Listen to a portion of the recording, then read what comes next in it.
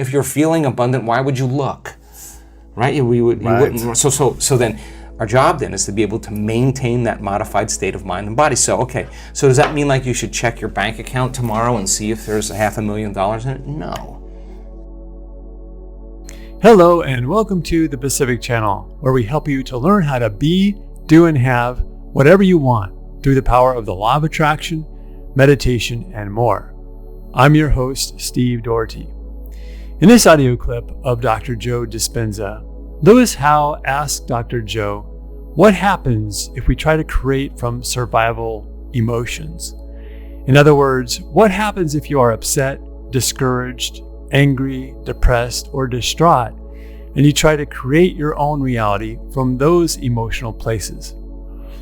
As you can probably imagine, Dr. Joe basically says that whenever you are feeling negative emotions, that's not the time to create.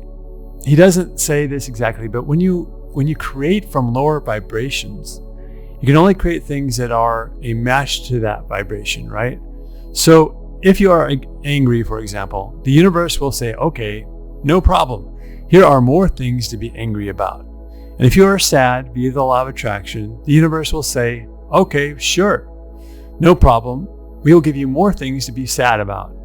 And if you are depressed, same thing. Okay, fine. We will give you more memories, more circumstances, more events, and more people into your life to match that vibration that you are emitting. In other words, you attract what you think and feel about, whether you want it or not. The seemingly harsh reality is that, in essence, what the law of attraction teaches us is that no one is a victim. We are all creators of every experience, every circumstance, every relationship, and all of our abundance or lack thereof.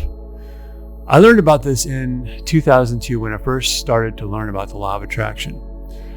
Back in 2007, 5 years later or so, when many of the cast from the movie The Secret were on the Larry King live show, Larry King asked the panel of law of attraction experts, okay, so what about those days when everything seems to go wrong?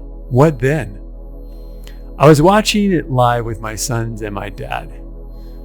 No one on that panel of law of attraction experts wanted to answer that question because they all knew that it was a slippery slope. If you told people that they are 100% responsible for everything that they create, then no one can play victim anymore. It seemed almost too harsh to tell the truth back then. In that Larry King live studio, you could almost hear crickets when they asked that question. It was dead silent after he asked that law of attraction question. But then the only person to speak up was Dr. Joe Vitale, not Dr. Joe Dispenza, because Dr. Joe Dispenza wasn't in the movie The Secret. Dr. Joe Vitale dropped the bomb and said, well, I think that you attract everything into your life, the good and the bad. I remember practically jumping out of my seat when I heard him say that, and I think my exact words to my family was, yes, finally, someone who will speak the truth. Someday I'm going to meet that guy, Dr. Joe Vitale, and thank him. I got my chance, and on January 16th, 2009, I spent an entire day with Dr. Joe Vitale, picking his brain about the law of attraction, driving around in his Phantom Rolls Royce, and eating at his favorite restaurant, and going to a bar afterward too.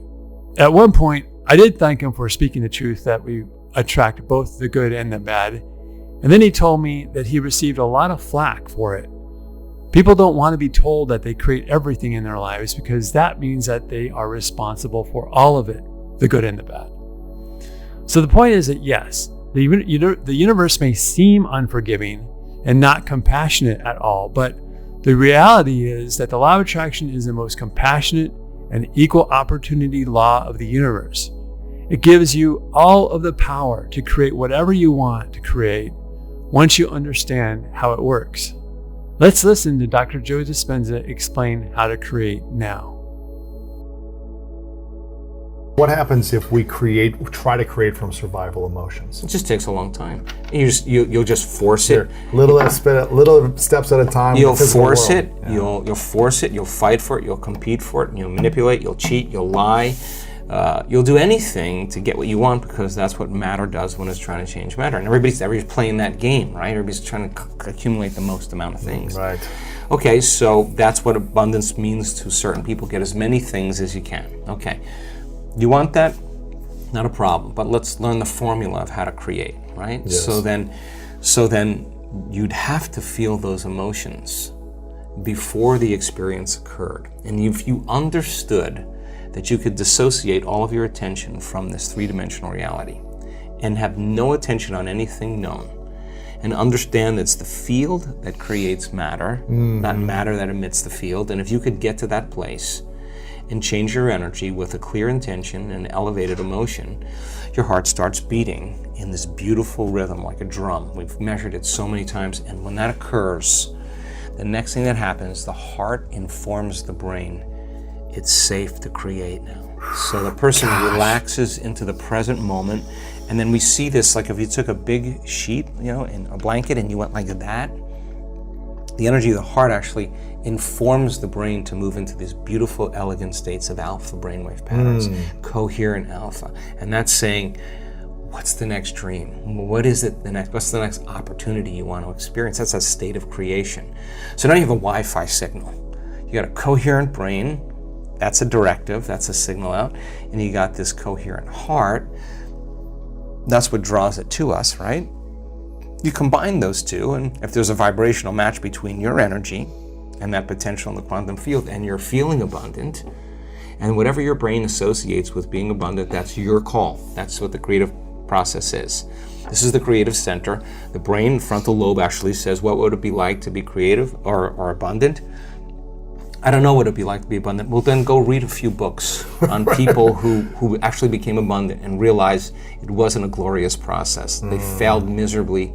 They got betrayed. They learned a lot of lessons, but they persevered. And what are the qualities of that person that you could embody? That's the key, right? Because it's not about wealth. It's who you become, right? Because people think it's about their wealth, but it's the becoming process. It's the overcoming. That attracted that, right? Of course. So then you got to turn the battleship around, because most people say, I can't feel grateful for my wealth because it hasn't happened yet. That's the hypnosis. Waiting for the experience to happen to feel grateful. Well, that's Newtonian, that's three-dimensional reality, that's cause and effect. The quantum, you got to feel it in order for you to experience it. Okay, so this heart becomes like an amplifier, and it sends that signal out, and that frequency can carry the thought of your abundance. Suffering cannot carry the thought of your abundance. Lack cannot carry the thought of your abundance. It's a different frequency, right? We feel different feelings like suffering. We think different thoughts, right? So people can say, I'm abundant, I'm abundant, I'm abundant, I'm abundant, all they want, but that thought is never making it to their body because it's stopping at the brainstem, because the body's saying, I'm miserable, I'm unhappy, I'm in lack, right? So the affirmation doesn't work, right? Okay, so let's go one step further. Yes. So if you practice this, and you actually understood, well, we teach this pretty well, but if you learned it just like learning how to play handball, or learning how to hit a golf ball, learning how to dance a salsa, if you just practiced the formula, you got really good at it. If you were doing it properly then, what would be the outcome? The experiment of being abundant would be that you would have to feel that feeling. It's so good at doing it with your eyes closed. You got to do it with your eyes open. Now, why?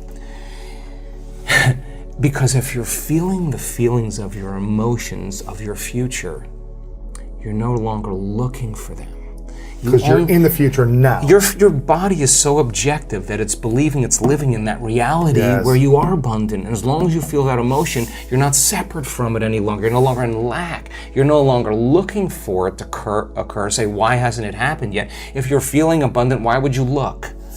Right? You wouldn't. So then, our job then is to be able to maintain that modified state of mind and body. So does that mean like you should check your bank account tomorrow and see if there's $500,000 in it? No. You keep tuning into that potential, and then here come the synchronicities. Yes. What's that? That's feedback in your environment. The universe saying, hey, Lewis, whatever you're doing, all of a sudden, we are starting to create, right? And I think it's so important for people to remember that they're the creators of their lives instead of the victim of their lives, right? So the victim is saying, I'm feeling this way because that person or that circumstance, or I don't have any money, is causing me to feel this way. That's my relationship with money. What that really means is I'm using my lack to reaffirm my dependency, my addiction, my conditioning. That's my relationship with money, is that I put my attention on money because I don't have it. So their relationship with money is, of course, built on lack. And so when they don't have it, they feel bad. And what they're really saying is, my outer environment, my reality is actually controlling the way I feel and the way I think. So Louis, why are you in a good mood today? Things are going good. Why are you in a bad mood? Things are going bad today. So this unconscious program of victimization is saying that we're allowing our environment to influence the way we feel and the way we think. Isn't that what victimization is? And the stronger the emotion we have to our lack, the more we put our attention on the fact that we don't have it, right? Yes. And so then the person has forgotten that they're creating reality, because what they're creating is lack. And they're creating more of it. And then they try harder, and they force harder, and they control more. And they're more exhausted, and their body's tired. And they're breaking down, and right. So the experiment then is, let's try it another way. Let's create from the field instead of from matter. Get a coherent heart, get a coherent brain, relax in the heart, and energy moves right into the brain. We've measured this 1,000 times. And all of a sudden, the person moves into these beautiful, elegant brainwave states where they're super creative, right? So the longer you're conscious of that energy, the more you draw that future to you. So then, what does the synchronicity mean? It means whatever you're doing inside of you is producing that effect outside of you. Pay attention to what you did. Keep doing and do more it again. Yeah. So generate a little bit more abundance. Just do it for an experiment. Now, when the synchronicity happens, do you think you feel suffering, or do you think you feel a little excitement?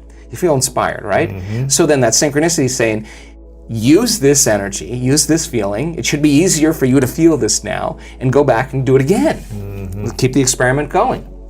Then here comes the promotion. Here comes the email. Here comes the person you meet at the right time. Yes. Right? Whoa, we have something happening here, and then that becomes the momentum, right?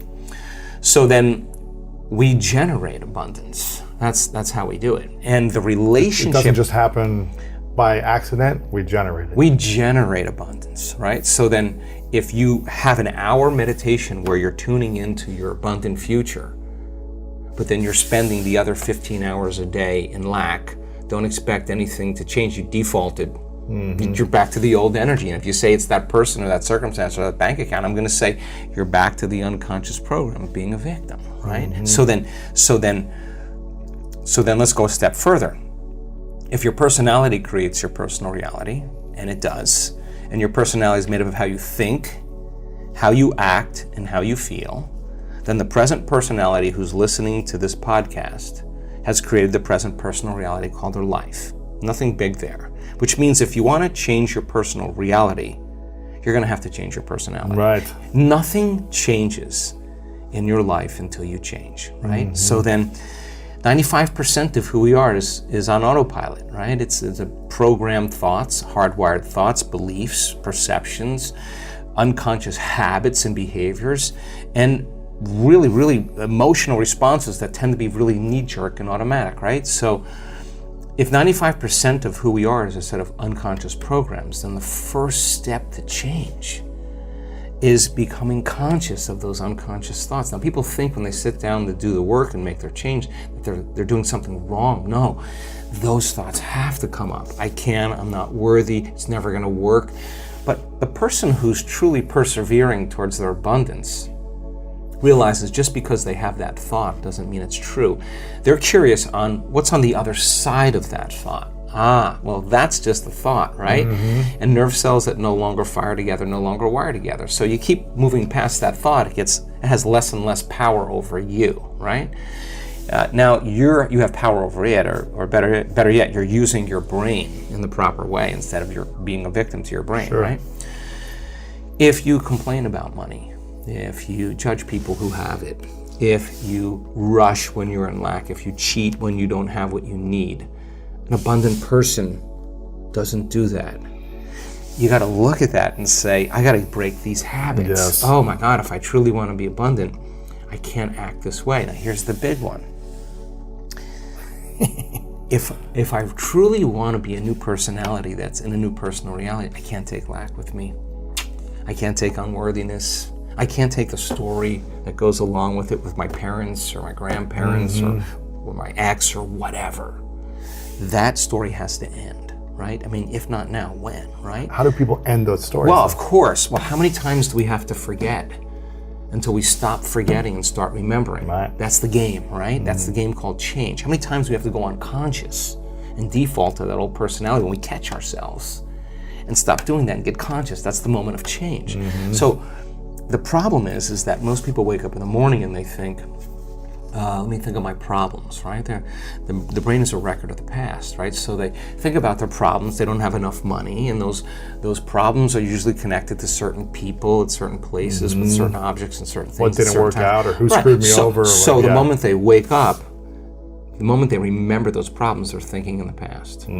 So now they're firing and wiring the memory. They're keeping the memory of the past alive in their mind.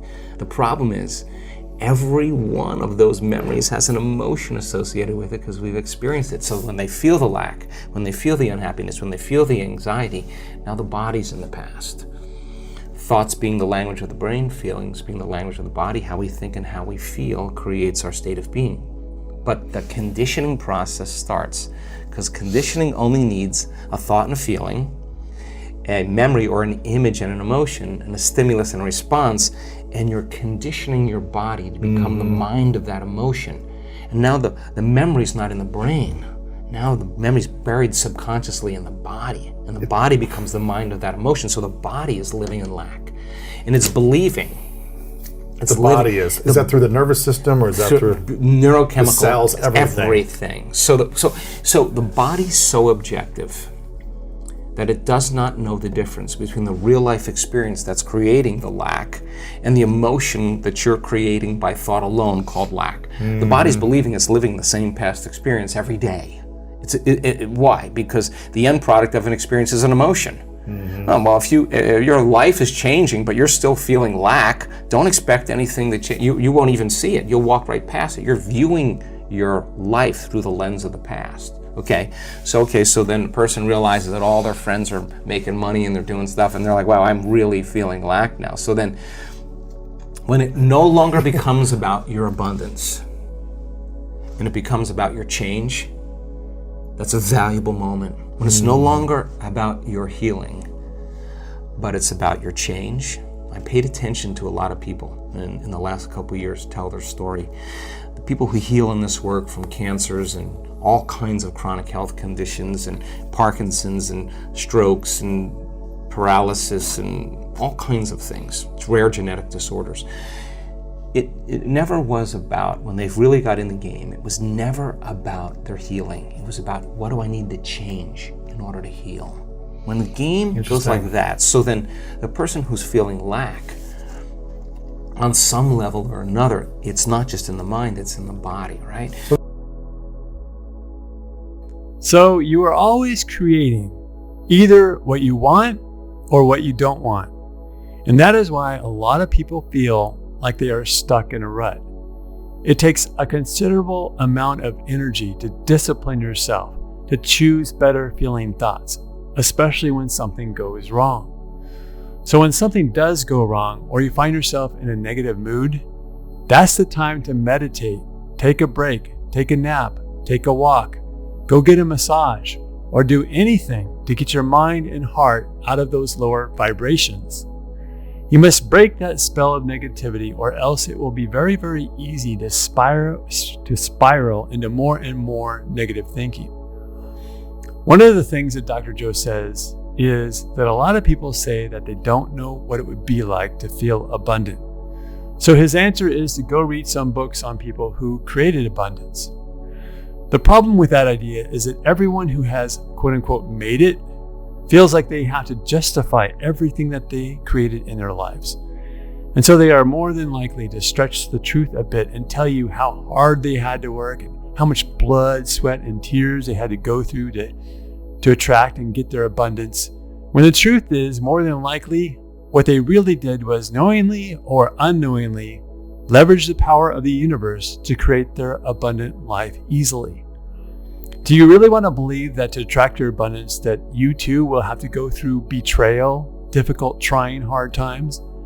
Or is it better to learn from someone who has mastered the art of leveraging the power of the universe and can easily do it?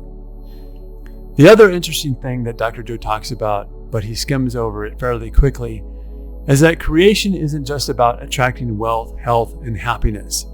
It's about who you become along the way. It's about the journey of life, not just reaching a destination. It's about the person you become, not just the things you accumulate. The things you want are simply the excuse to become the person you want to be.